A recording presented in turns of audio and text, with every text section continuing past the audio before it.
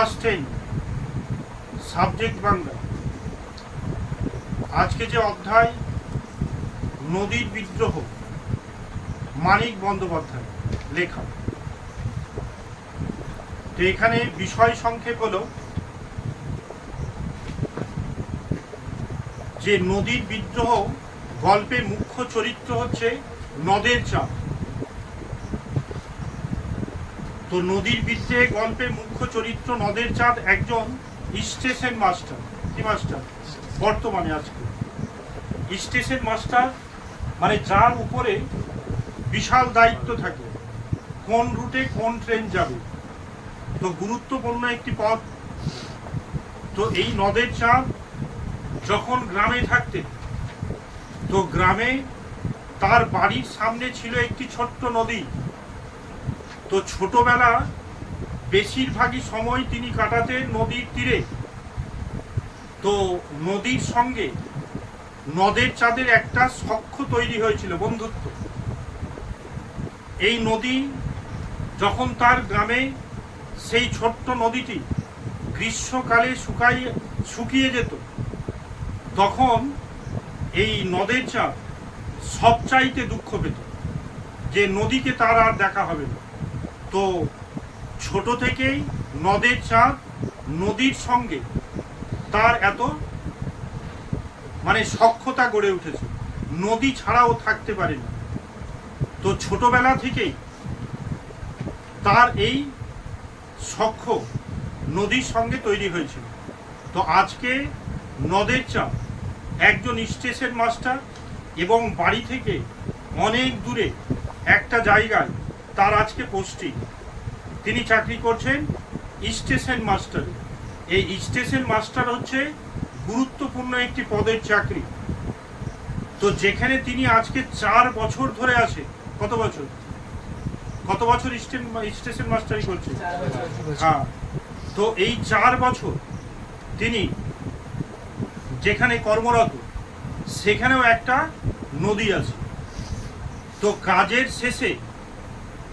কাজ শেষ হলেই তিনি তার কর্মরত অবস্থান থেকে তিনি চলে যান নদী দেখতে।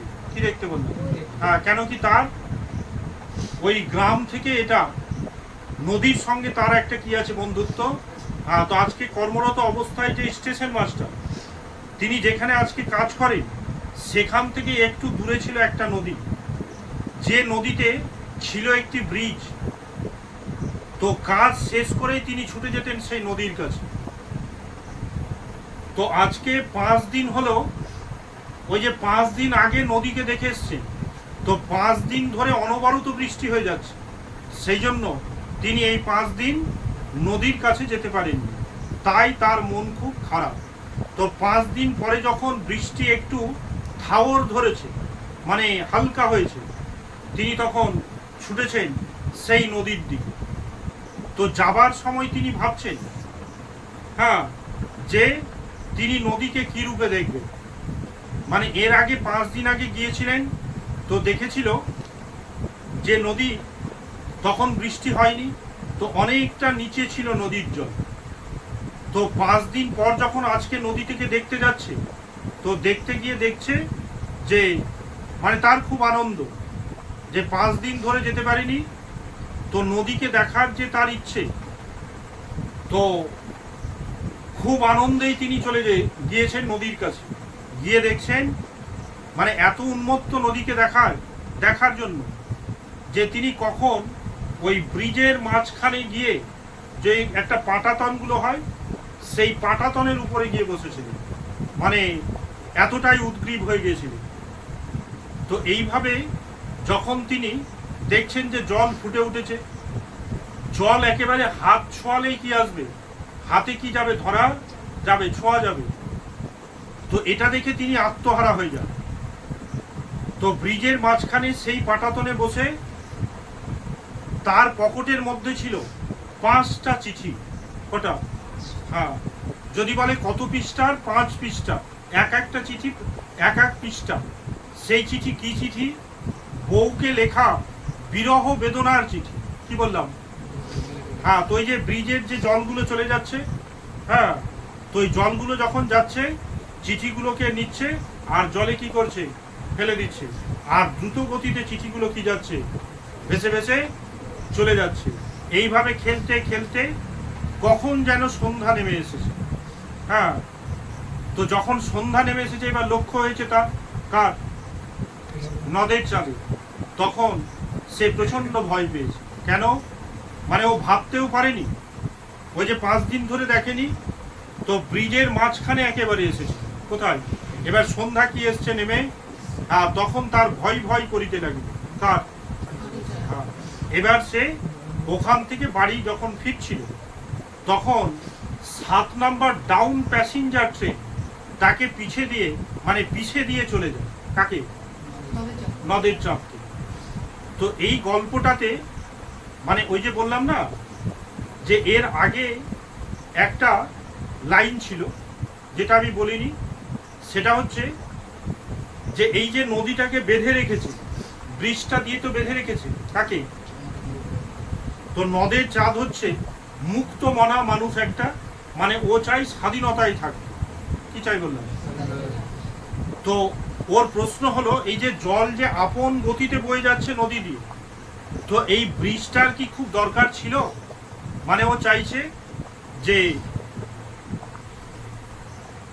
নদী আপন আনন্দে যেদিকে খুশি সেদিকে কি যাবে, ছুটে যাবে। তাহলে আমরা নদীতে বাঁধ তৈরি করি কেন? তো বাঁধ দিয়ে বল, জল আটকে ছিল কি আটকায়নি? আটকে ছিল। এবার জল আটকালে কি হবে? নদী বিদ্রোহ করবে। কি করবে?